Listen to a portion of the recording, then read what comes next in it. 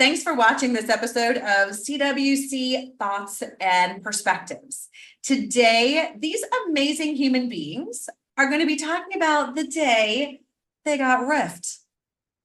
And we like to think as coaches, we have our act together. Our career path was always straight and steady, but it is as bumpy as it comes. And we're going to share some of our stories, how we felt, and then what it feels like to be on the other side. So I'm Tammy Alvarez, the founder of the Career Winner Circle, where we empower business leaders to make a big impact and love every Monday again. And I have been riffed 3 times. So I don't know. Anybody else? Can anybody else beat me? 4? Okay. So we're on this category of who's been ripped the most. But one of my stories that I want to share, because it does suck being on the other end of this, is I was working for a very large company, and my job as the COO was to orchestrate these major reductions in force. You know, we knew we missed earnings time and time again, and it was time to cut. And that was part of my job, was working with the other leaders to figure out who was getting cut. And this one was a big one. It was about 25% of the workforce, and the team was multi-thousands of people. So this was big.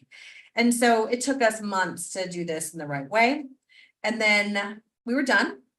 Everyone was notified. And 2 days later, one of the executives came and whispered in my ear, said, "You're being notified in an hour." I was like, "Are you freaking kidding me?" Right. So I was like, well, I guess what comes around goes around. And I don't disagree with the decisions. That's very expensive. So I probably would have done the same thing to save more jobs. And given this was my third and last riff, I had a funny story to share, because I had known 6 months previous that I was not going to stay. It no longer energized me. My daughter was graduating college, so she was off the payroll, and it was just time to challenge myself doing something new. So my partner, Steve, and I had a little vacation planned, and we went to Belize and fell in love with it. And we had rented a villa that we were going to start and move into 6 months later. And so here I am sitting on this news because I had more time to work. I wanted to get my bonus and all these other things. And so when I get that little whisper in my ear saying, "You're being notified in an hour," I was like, yes, thank goodness, because then all my stock vests and I get all this notification. And so from a personal perspective, it was very fun listening to the speech of why I'm being impacted, and then being very stone-faced about it. And they're like, "Oh, you seem to be taking this really well. Do you know what you're going to do next?" I'm like, "Do you want to see pictures of the villa that I'm moving to in 3 months?" It's like, you beat me to it. And so, that was the good side. But the weird thing was, I saw it happening. I saw someone on my team who still had the ambition that I lacked, making a land grab. And I saw what he was doing, to the point where I would stay. He was, worked for me. His cubicle was right outside my office. And I'd be like, "This office is going to be yours in a couple of weeks. Don't worry about it." Which would put him off, like, "Oh, I'm not doing that." I'm like, "Oh, I know exactly what you're doing." But this time I didn't care. This time I didn't fight back, because I had bigger plans. And because of that riff, we're here today. And so, the other 2 times caught me unawares and unprepared. And so, we got lots of time to go into that as well. But there is, light at the end of the tunnel after you're impacted. So I know all of us have been on the receiving end of a poor performing organization. So who wants to go next? Go ahead, Tiffany. I think I got you beat. I say that my first riff, I must have been maybe like 17 or 18. I had been a few years in pharmaceuticals. I graduated from high school early, so started my career very early. And they had a plan for me, and I got invited to move abroad to the UK with the company. So they weren't downsizing, they were getting bigger. They were acquired by a UK-based pharmaceutical company. And I had the privilege of being asked, because of great performance, to move and go. And so you have a choice to make sometimes when you are informed about how changes are happening. And of course, at that time, I chose to go do mission work abroad instead of moving to do corporate work abroad. So that was my first entry. And again, a lot of mine were given choices, right? So another time I'll never forget, it was 9/11 happened. And so that downsize happened. In the nonprofit world, I was affected, knew it was coming because our funding sources were drying up, and I was leading the C-suite and the liaison to the board, writing all the reports and helping the chairman. So I saw that coming, and that gave me the opportunity to sort of step out and to start an entrepreneurial journey. So I sort of embraced that, wrote a business plan, went to a friend who was successful, and she was like, "Oh, how about I be your first client? Because this is an amazing idea." And I got my first client on Capitol Hill as a result of a RIF. The same thing happened the next time. It's in another state.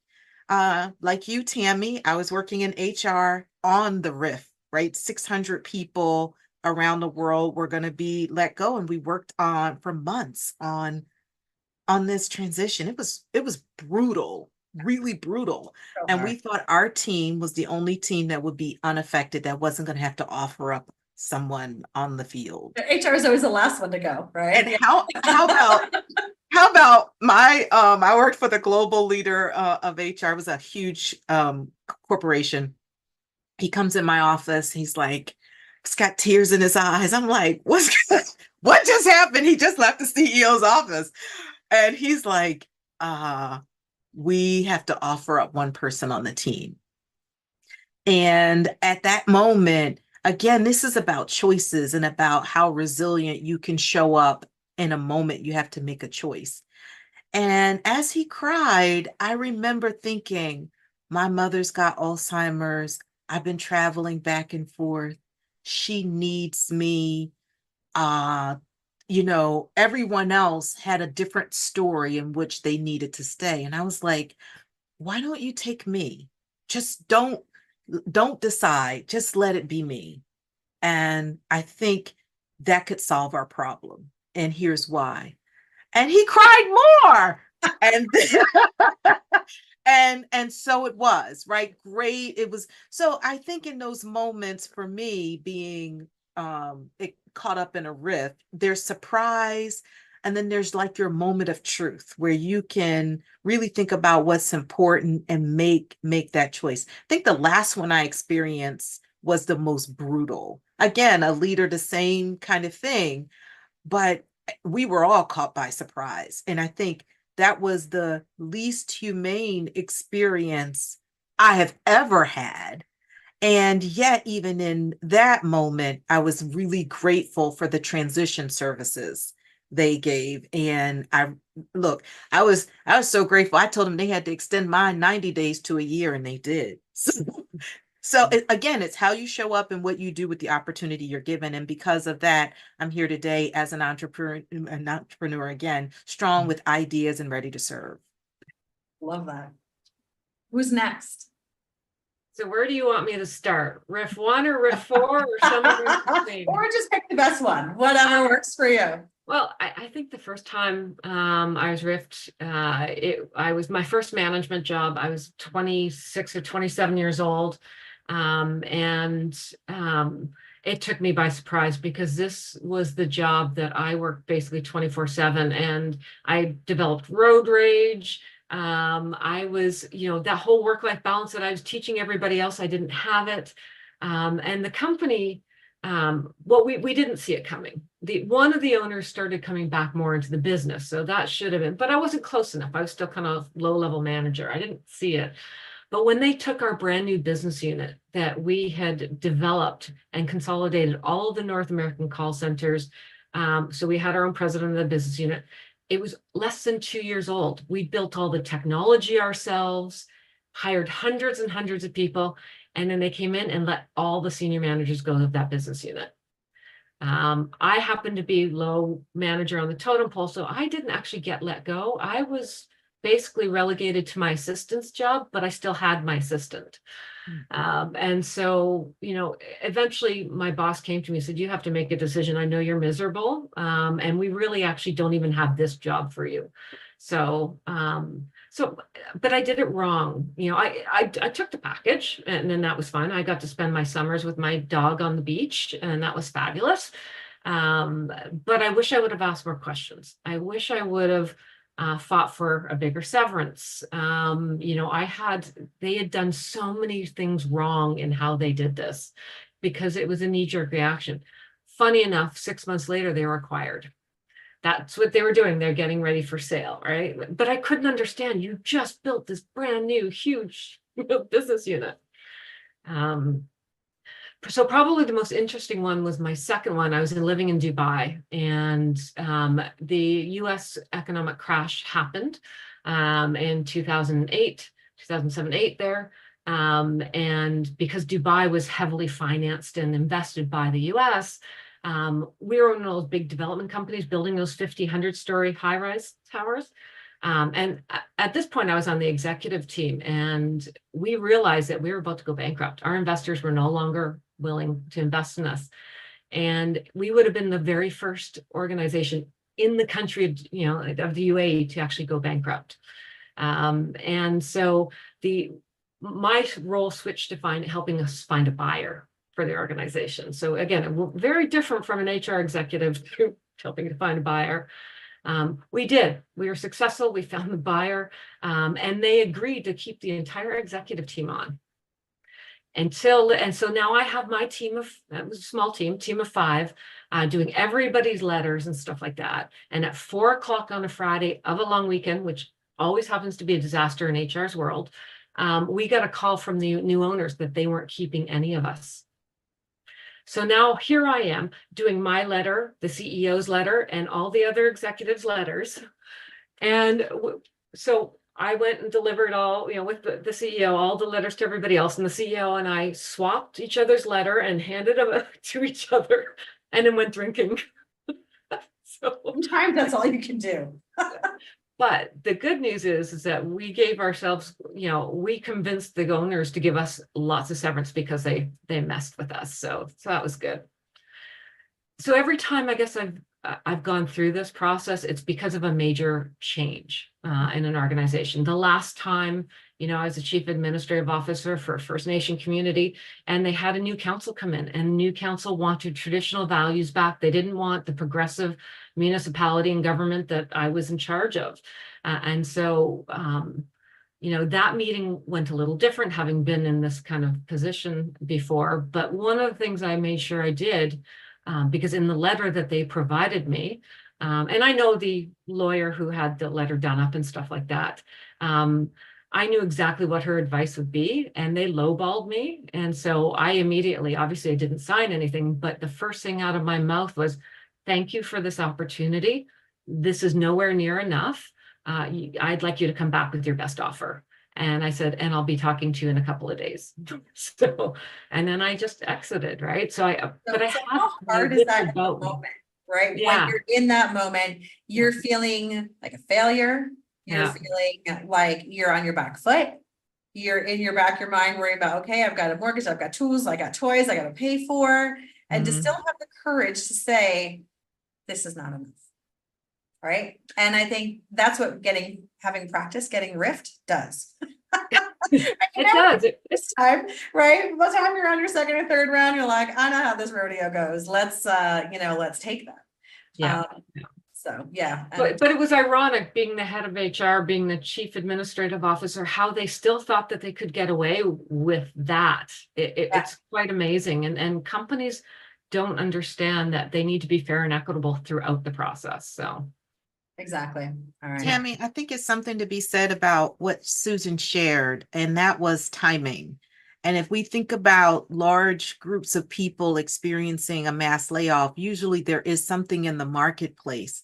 And I think if we can really highlight that, people can feel less abandoned and less that it's about them personally.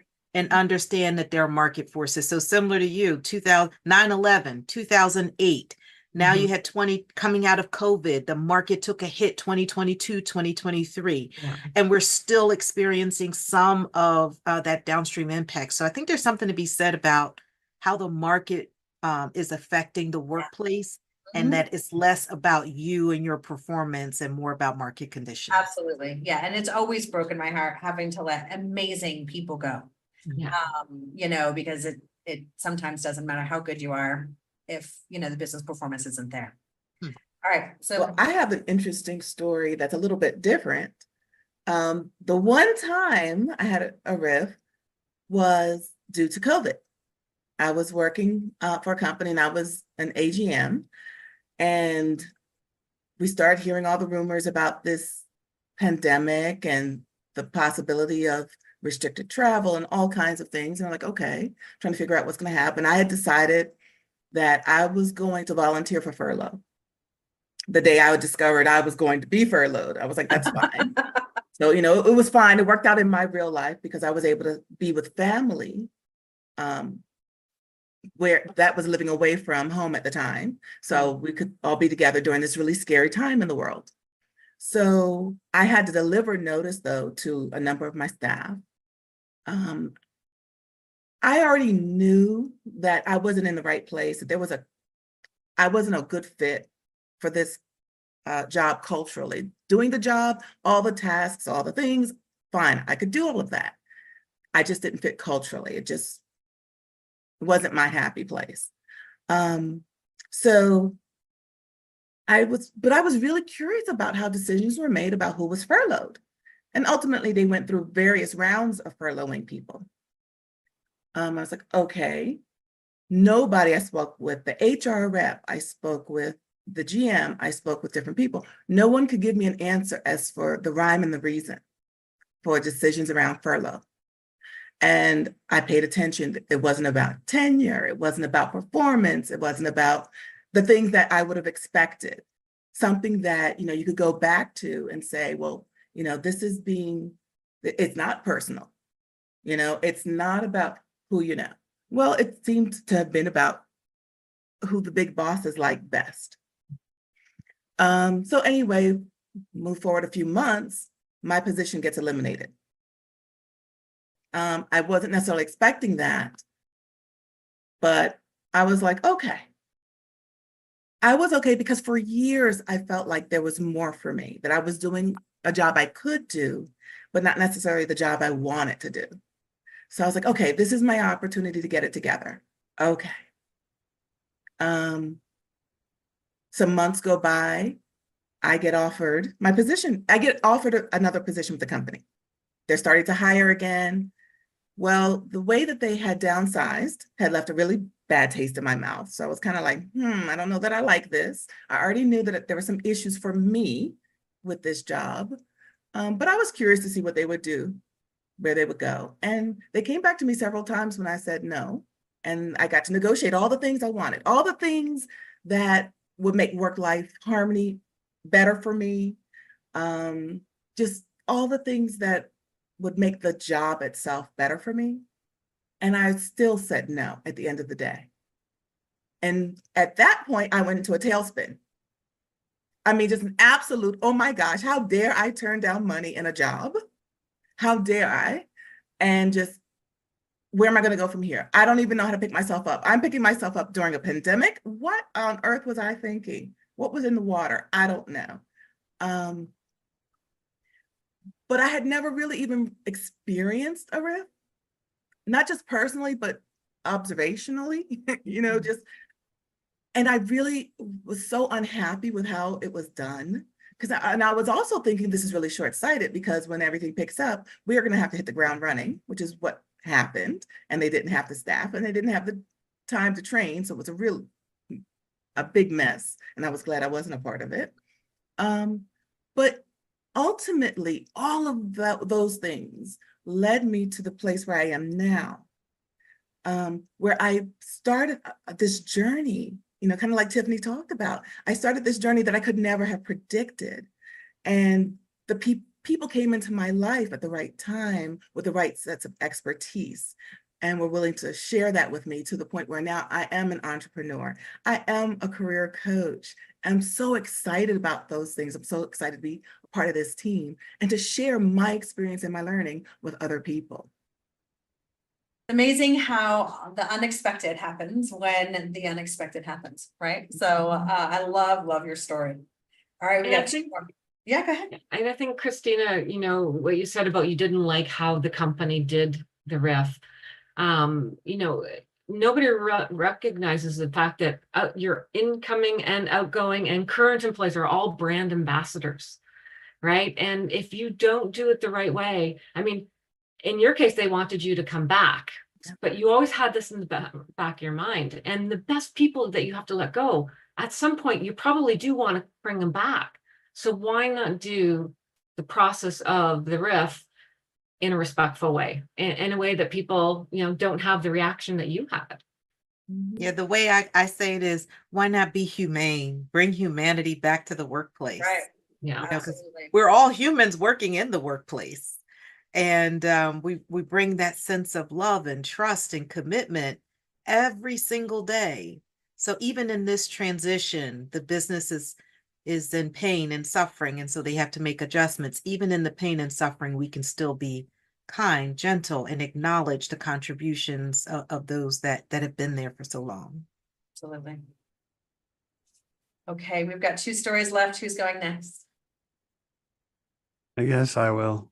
Okay. And I apologize because I just found out I got riffed because I didn't know that I had been. So I'm a little upset So about it. Steven's got brand new emotions coming Yeah, out here, like right? Yes. this is fresh trauma. Like yeah, so I was in the military. I was in for 16 years, a month and a few days shy of 17. And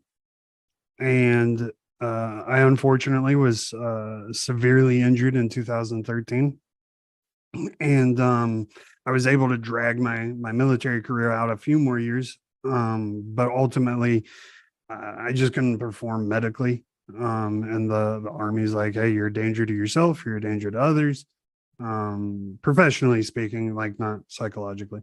But you just can't perform well enough. We got to let you go.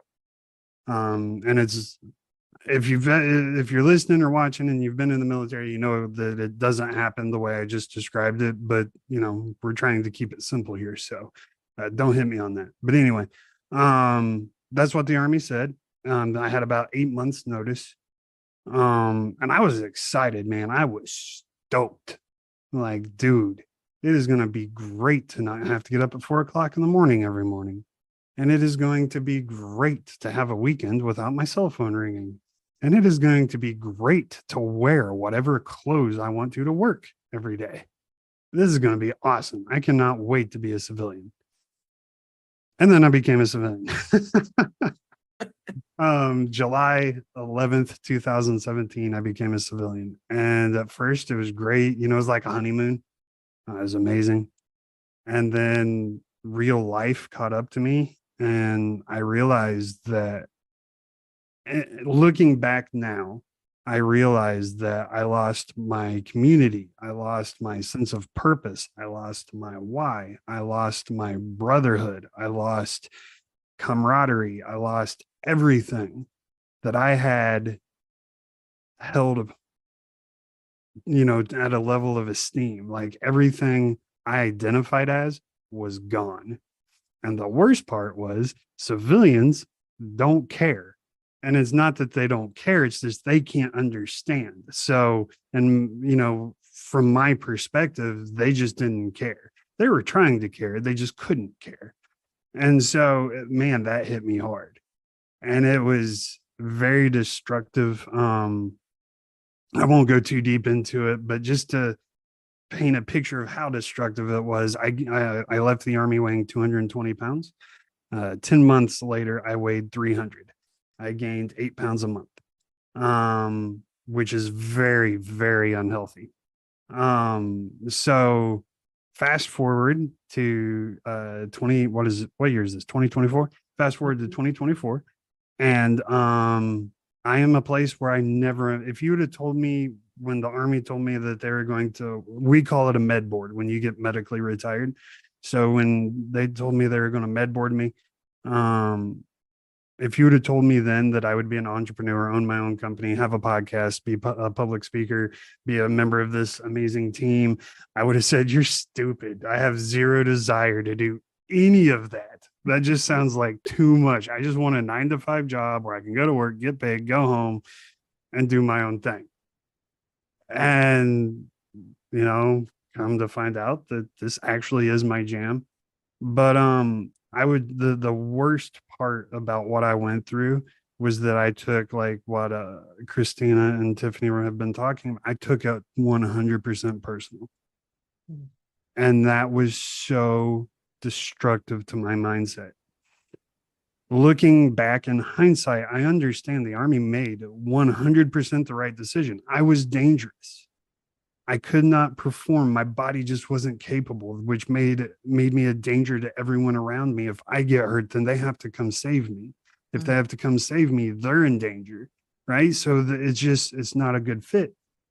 But I wasn't looking at it that way. I looked at it. I looked at it as betrayed. I looked at it as the Army didn't care. They're just being selfish, yada yada yada. And I took it so personal.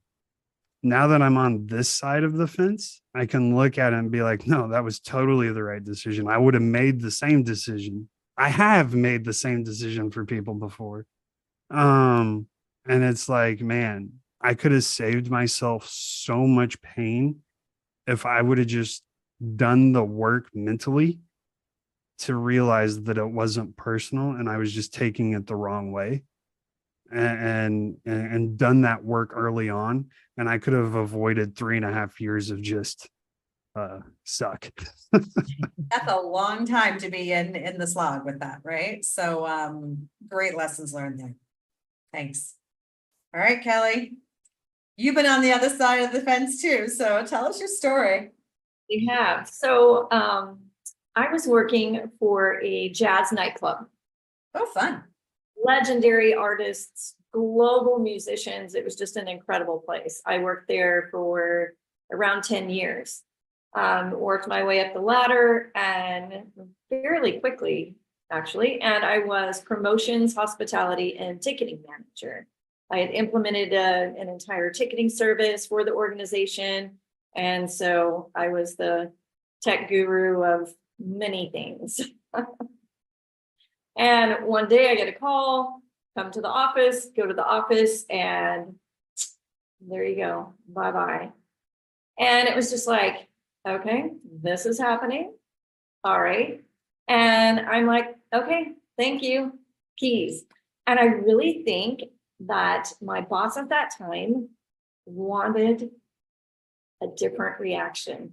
Like, he was like, that's it? Like, you're not gonna like argue and fight and Maybe cry. fight, like, well, thanks, wish you luck, I'm out. So in the meantime, I have many friends that work there. So I'm getting reports of things going absolutely sideways. They are trying to make it work and they Really hard not to be happy when that happens, right? cannot. So a little guilty pleasure in that, right? And within 6 months, there is a newspaper article that comes out.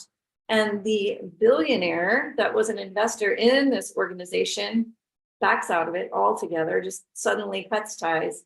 And the company is defunct immediately after that. So it was like, yeah, timing worked out. So how did you handle it with such grace? I just figured it's one of those things. It's not always what we expect it to be or how we'd like it to be, but keep your head held high. That was it. My mama taught me, hold your head, straighten that crown and walk right out the door. Right? That's right. Yeah. The other part of that, the funny thing was, the next day I get a phone call from a friend of mine who actually came to the jazz nightclub. He was just a huge music fan. Him and his wife I'd get him tickets for the shows all the time. And he calls me and he's like, what are you doing? I'm like, well, funny you should ask. I just got the boot yesterday. And he's like, I need a manager. Come work for me. So I took a complete pivot, went to an industry that I was not familiar with at all. And that industry ended up being my passion for over 20 years. Which was? The veterinary industry. That's right. Fur baby love. That's exactly right. Yeah. Exactly. So there you go. It just, And you you would have know, never thought, I need to love some fur babies. I need to be. but, you know, I mean, I had always been, you know, an animal advocate and all of those things, but it never really crossed my mind to work in that industry. Yeah. It really hadn't. And the opportunity was there and I was like, kismet, right? Like that's how I looked at it. It was like, Mhm. You know, to borrow from what you're saying, Kelly, you know, I'm convinced, I am absolutely 100% convinced that sometimes you need that kick out of the nest. I am that person. I'm that bird who will stay in the nest where it's warm, where, you know, the food is coming on the regular, even if I'm unhappy, even if my spirit is not being fed by what's happening. My body's being fed good enough. Okay, I have a job. I can tell people I'm gainfully employed. I'm the bird you have to kick out of the nest. And I really firmly believe that there are many more of us out there than just me. And it is the universe being kind and loving and giving us that opportunity for something else to come in. And we, as Tiffany was saying, we have the choice. We are given the choice. What are we going to do with this? Okay, so the thing we knew is gone. Yeah. Expected, unexpectedly, don't know, but it's gone. What are we going to do? And for many of us, it's the first opportunity to lift your head and assess what you've done and what you want to do moving forward. We're so busy doing oftentimes that we don't stop to think about what we're doing, and is what we're doing what we want to do. And I am forever appreciative of that gift. I love that. Wow, what this amazing perspective. Because so many of our clients are in that boat. You know, you say you think you're in very good company, right? People will not put themselves in distress unnecessarily. Right? If it's warm and comfortable, even if it doesn't check all the boxes, I'm just gonna stay right here, especially now. Right? All the layoffs, all the downsizing, all the economic fear mongering, all the things that are happening. It's like, I'm just gonna put my head under my desk and hope nobody sees me. And then, you know, and then all of a sudden your life is disrupted. And, you know, you've heard me say this once, you'll hear me say it 100 times, but your life is in constant flux. The question is, who's driving that change? Because if you don't do it, someone will do it for you. And all of us, I think, have been on that other side where your spidey senses are usually tingling. There's a reason when you have that, you know, rear view mirror moment, you're like, yeah, probably should have saw that coming.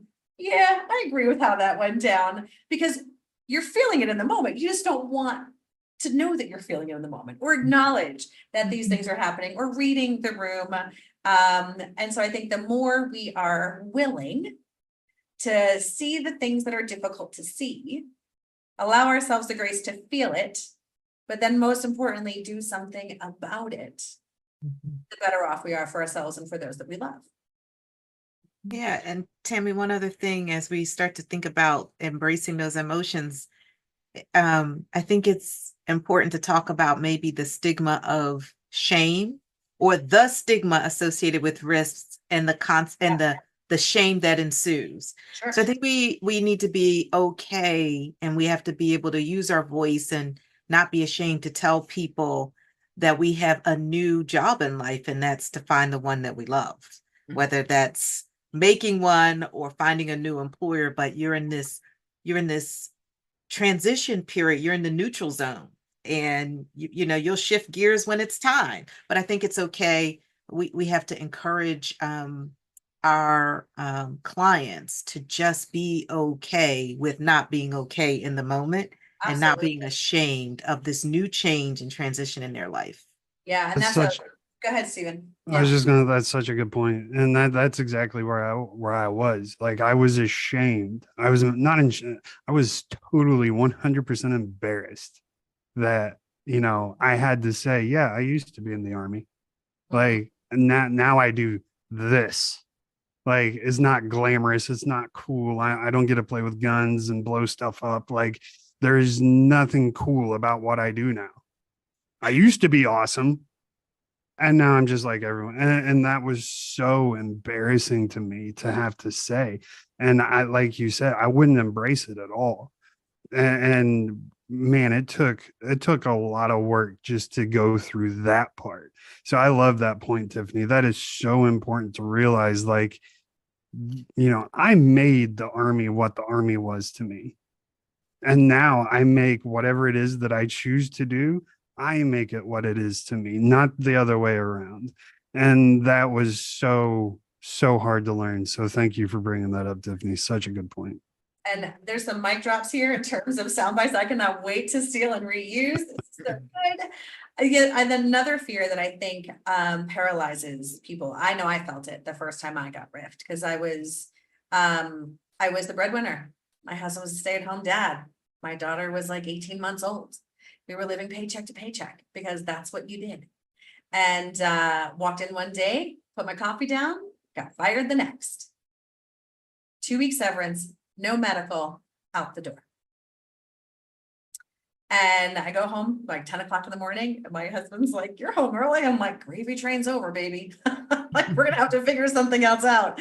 And all I can remember feeling was just fear. Fear of everything. Like, I didn't have a college degree, so I'm a fraud. They finally figured me out. I had no money. I had 2 weeks left. I had a family to support.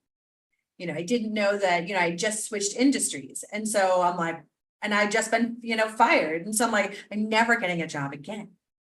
And I laid on the couch and cried for 3 days. I felt sorry for myself. I did all the things.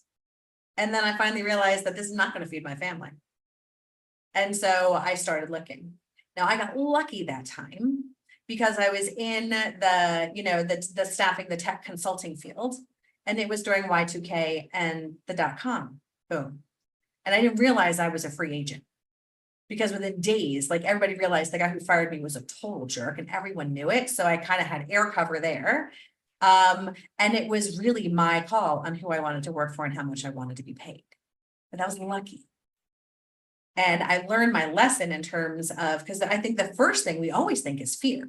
I'm never going to get hired again. It's going to take me too long. I'm not all I think I am. Maybe it was an accident that I was successful and, money situation, all those things. And so what I would encourage you to do is to really sit with that fear and realize what's real and what are the dust bunnies under your bed? Where are the monsters? Where are the dust bunnies?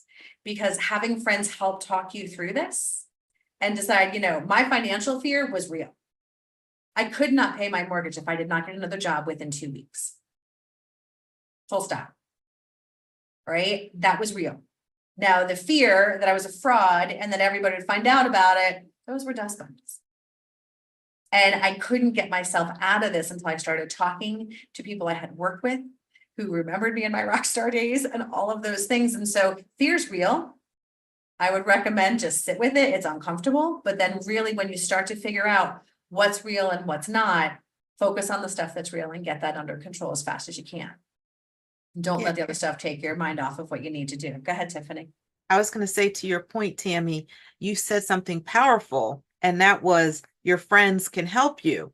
And so I would add to what you just said, talk it out, but not to yourself, right? Because my mind is a dark and scary place. You do not want to be in there, right? So the dust bunnies are in our head. It's Yep. verbalize them to rational people who are not in the situation with you. Your mate, your family, your friends, they're in it with you. But you come to a coaching practice, or if your company offers you an extension of coaching, see, these are neutral parties who can neutralize the dust bunnies. They can help you see that, okay, this is real, this is not. And then how do you sort of come through and come out of that? So I think sometimes we're talking to ourselves, telling these stories to ourselves. And what we need in those moments is to tell it to someone else who can support us, whether that's a therapist, a coach, a neutral party. Could be really, really powerful in helping you to sort of move forward and gain clarity and separate the real from the dust bunnies. I love that analogy. Yep. Monsters are dust bunnies. What's under your bed, right? So, okay. Go ahead, Stephen, and then I'm gonna change topics for just a second. Go ahead. Yeah, no, it's so funny you talk about that because I know you all love my wife because she keeps me in my place so well. But you know, like Tiffany was just talking about, except it came from my wife because one of my sayings, embrace the fear, step into it. It's okay. Chances are it's nothing to be scared of. Like you said, it's just a dust bunny. And when it came to me going entrepreneur full time, and you and I had talked about this at length, and you're like, how much money do you really need to make? I'm like, 9-10 grand a month. Like, I ain't playing. And my wife one day, she just looked at me and goes, Steven, don't you tell people to stop being scared and do the thing they're scared of all the time? I was like, yeah. She's like, then how about you stop being scared and go do the thing? So I hate it when people use my own words against me, man. That sucks. But it's so true. Kids or spouses, right? It doesn't matter. It's so true though. You like you said, you gotta identify what is real fear. And a lot of times, even if it is real fear, yes, the mortgage thing was a real fear, but was it going to kill you? Or could you call the mortgage company and be like, hey, I just got laid off. I'm going to be a month late. I will make it up. I promise. Work with me. And they will. That's not even, it is a real fear, but it's not a detrimental fear. Yeah. And most of You're the just time, they're not paralyzed, even- right? Yeah. Most of the time, they're not detrimental fears.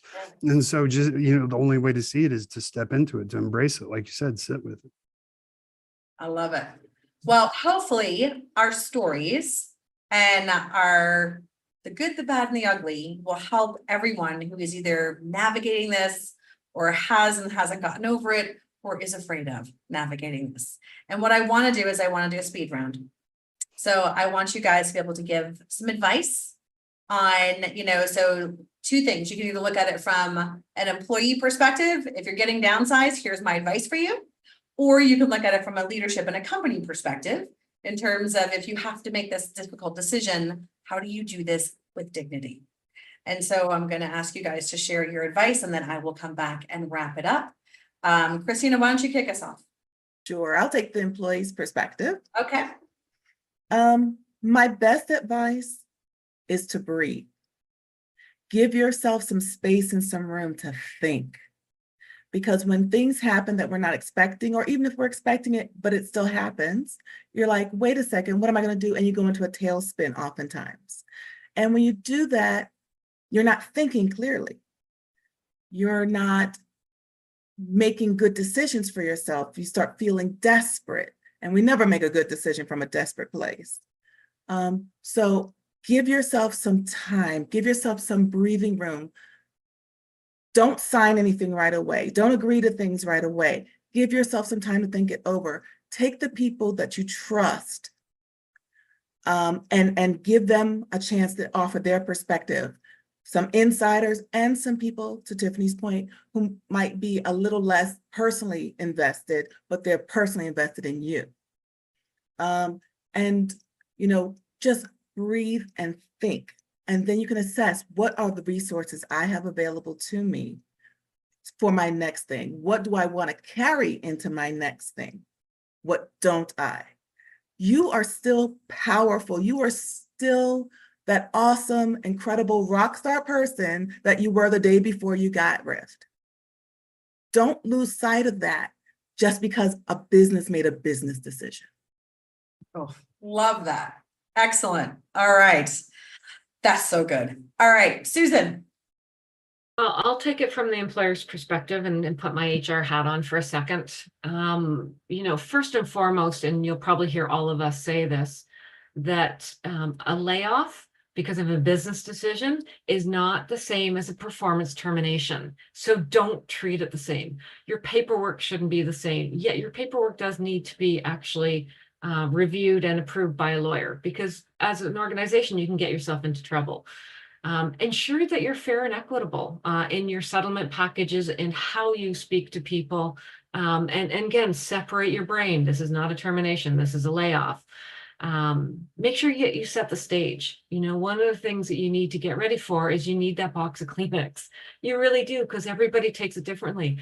Having unfortunately had the displeasure of having to, lay off so many people, I actually found the people that I thought would react adversely were the ones that didn't. And the ones I thought wouldn't react adversely did. So don't have the conversation alone. Make sure that somebody's in the room with you. Make sure that you're protecting yourself, because even though it's a business decision layoff, people still have adverse reactions. So you also need to care for yourself, and make sure that that's there.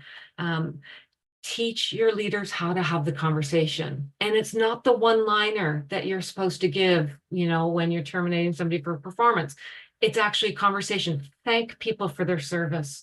Let them know that it's been a pleasure working with them. Let them know that, that you're looking forward to staying in touch and things like that. And always remember that your past employees, as well as your current employees, are your brand. So if you don't do this in a good and, wholesome and holistic way, that they're going out there and they're bad mouthing you like crazy. And then your hiring next time around becomes more difficult. So, I think that's kind of my biggest advice for Great. the leader side of things. Yeah. Excellent. Kelly, do you have advice for us? Yeah, I would say I'm going to go from the employee view as well. And I would say, do not let the sound of that door slamming behind you dictate how you move forward. There is an opportunity there. You just have to be open to seeing it. And that's really it. It's going to sting for a minute, but it's also going to be really awesome when you find what your next move is going to be. Yeah. I think we all are a testament of that, right? None of us would be on this call together, let alone at all, without those doors closing behind us. All right, Stephen. Yeah. So, I think the biggest thing, the best advice I could give anyone is just one, well, like we said, don't take it personal, but more importantly, I'm going to guess that Tiffany's going to say, put humanity back into work somewhere here in a second. I'm a big advocate for, employees need to take responsibility. It's not just the leader's job to take responsibility. Employees have to take responsibility as well. And so if you're the one receiving this unfortunate news, it's also your responsibility to bring humanity back to work. So respond with dignity, right? Respond with respect. Even if they're going to, not taking Susan's advice, be the bigger person and respond with dignity and respect, bringing humanity back to work. And like, to Kelly's point, that when you respond that way, the way I wish I would have, then that is how you get to leave with your head held high, pop that crown, even it up on your head, and go look for the next door that opens. And yeah, that's my best advice I can think of. Love it. All right, Tiffany, I'll bring us home. Yeah. So my piece of advice is on two sides. One, on the receiving end, be productive. And what productive looks like is, 4 H's. Be productive in our habits, that daily fitness routine, our health. If you've been working so hard, you haven't gone to the doctor, had the surgery, gotten the therapy you needed, take care of your health. Your head, maybe you need to get some more training. You take advantage of the unemployment funds and let them pay for your education or certification or whatever you need to do.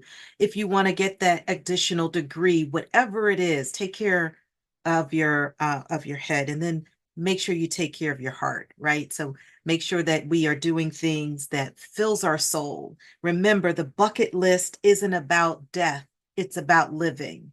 So take this opportunity, make the bucket list, and live your bucket list. The next piece of advice I have is for the employers. And as Stephen says, he knows that I'm going to say bring humanity back to the workplace. But this is about hiring managers and employers being a good human being through the process and after the process. After you've had to deliver this news, remember that the value that has been given to you from the people that you now have to separate from, there was trust, there was their time, there was their commitment, and there was a passion they brought into the workplace.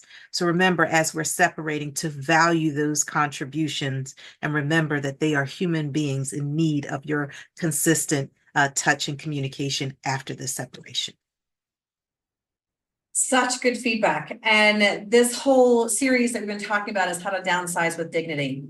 Some of the classic mistakes I see companies make that I want to address before we wrap today is hiding behind legal and HR. It is easy to say legal will not let me do this. HR advises against this. And I understand, having led thousands of people in multiple countries, that this gets very complicated. But if we took that same approach in opening our physical doors, we would never open the doors when it rains because somebody might slip and fall. And so I think as leaders, we are cowards if we accept that. And there is always a way forward to be able to do this in a way that is dignified and honors the people that have served the company so well. Or even if they didn't serve it very well, they still deserve respect. The other thing is communication. There was nothing worse than sitting there knowing layoffs were happening, looking at the instant messenger on my computer and watching the green lights go gray. That's how you knew they were gone. And that's a terrible experience for everyone involved. So from a communication perspective, we typically do a very bad job at communicating why we're doing it, why we had to do it, who got affected, projects, customers, stakeholders, business partners, everyone is in flux, and it doesn't need to be that way. Taking the time to lean into a strong communication plan that has a 360 perspective is important. And the classiest thing I've ever seen done is a CEO after having to make some very difficult decisions, went on to LinkedIn. And he said, we had to fire some amazing people. Here is all of their LinkedIn profiles. Please hire them. There's something we can all learn from being able to downsize with dignity, and we should. So what are you going to do next time you have to make this happen? And what are you going to do next time you get that unexpected news? You're going to call CWC and we're going to help you through it. That's what you're going to do. Thanks for watching.